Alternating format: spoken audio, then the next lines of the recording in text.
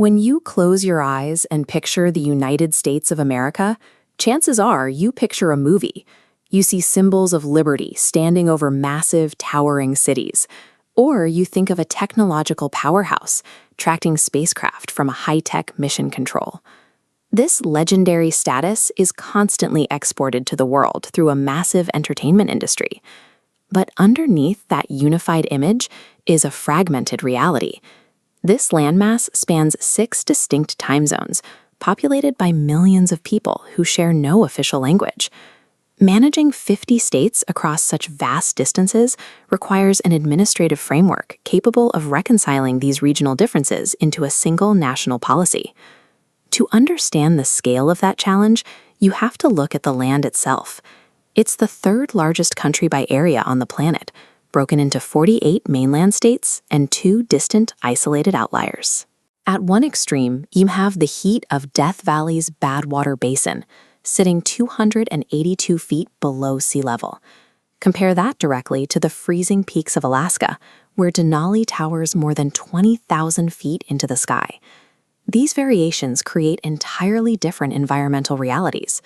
Arid, rugged terrain like the Grand Canyon sits right alongside lush coastal plains and dense forests, all within a single border. Before this diverse landscape could be engineered into a modern supertower, it had to be united by a fractured group of rebels.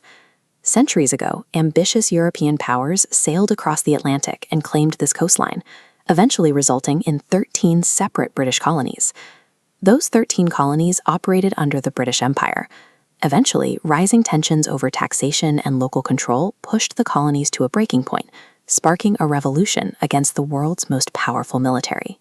The colonies made their break official in writing. Here, in the Declaration of Independence, dated July 4, 1776, they formally severed their ties with the empire. But holding the new nation together proved costly.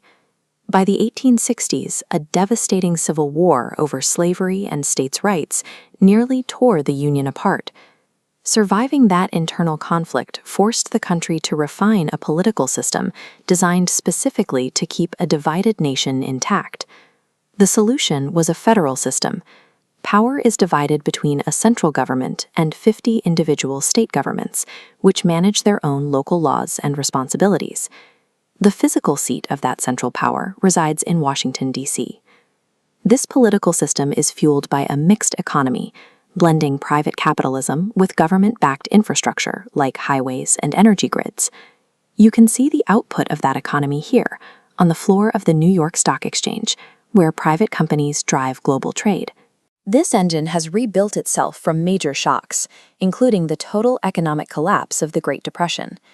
This division between state autonomy and federal oversight creates the legal and economic framework used to manage a continent-sized market.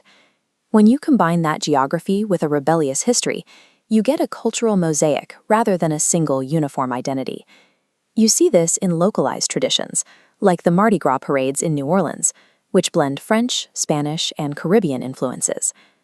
The nation's drive for unity is encoded directly into its official emblem, the Great Seal.